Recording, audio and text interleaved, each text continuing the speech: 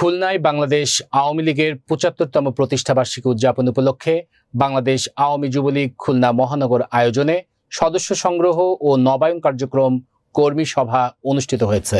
খুলনা প্রতিনিধি এম রোমানিয়ার প্রতিবেদনে দেখুন বিস্তারিত।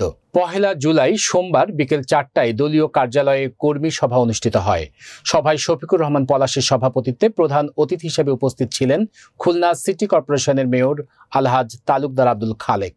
প্রধান অতিথির বক্তব্যে তিনি বলেন, আমাদের সকলের একত্রিত হয়ে নতুন করে সদস্য পদ বাড়াতে হবে। বঙ্গবন্ধুর সুযোগ্য কন্যা দেশরত্ন প্রধানমন্ত্রী শেখ হাসিনার হাতকে আরও শক্তিশালী করতে হবে।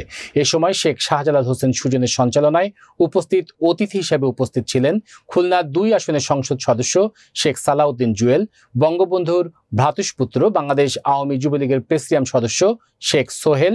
বিশেষ অতিথি ছিলেন খুলনা মহানগর আওয়ামী লীগের সাধারণ সম্পাদক MDA বাবুল রানা। অনুষ্ঠান শেষে প্রধান অতিথি মেয়র আলহাজ তালুকদার আব্দুল খালেক খুলনা মহানগর যুবলীগের সভাপতি ও সাধারণ সম্পাদকের হাতে সদস্য পদ টোকেনের বই তুলে দেন।